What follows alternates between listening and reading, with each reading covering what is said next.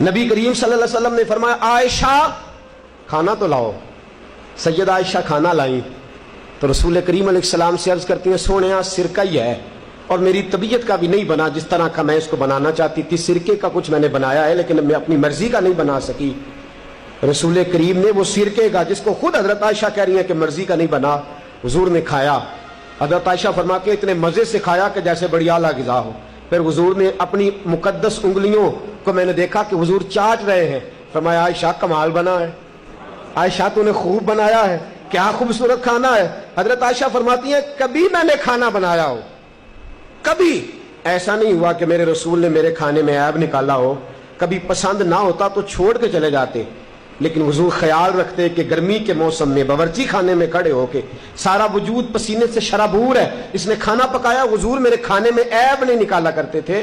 تو بیوی کے کھانے میں عیب نہیں نکالے جائیں گے بلکہ اس کی تعریف کی جائے گی، اور پھر میرے دوستوں اس کے جذبات کا خیال رکھا جائے گا، اس کے جذبات کا۔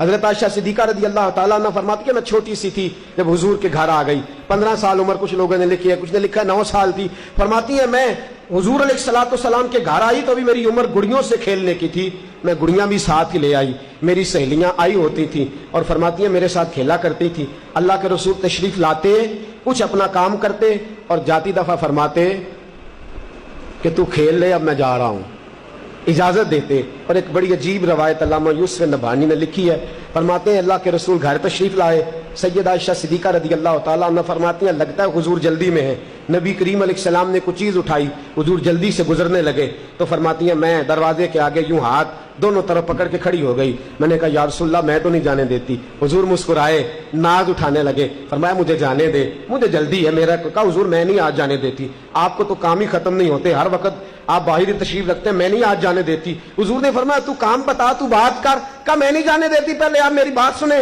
حضور نے فرمایا میں ابھی آیا چیز دیکھ کے، تو کہا نہیں میں آج جانے نہیں دیتی۔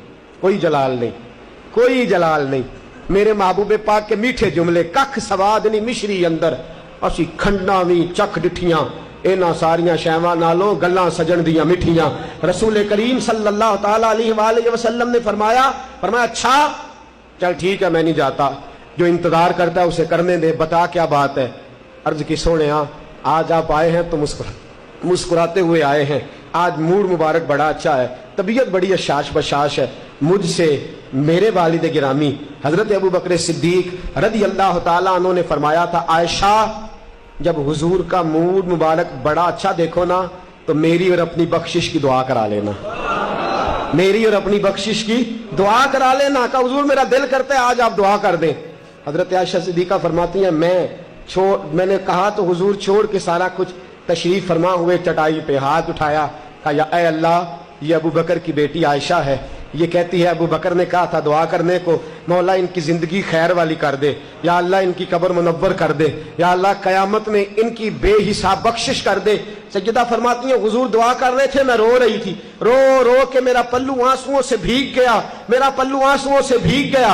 مجھے روتے دیکھا تو ناز اٹھانے والے رسول نے فرمایا عائشہ تو میری دعا سن کے رو رہی ہے، یا اللہ زندگی خیر والی کر دے، ان کی قبریں منور کر دے، قیامت میں بے حساب بخش دے، سن کے رو رہی ہے۔ فرمایا تو ایک بار سن کے رو رہی ہے، میں اپنے ہر امتی کے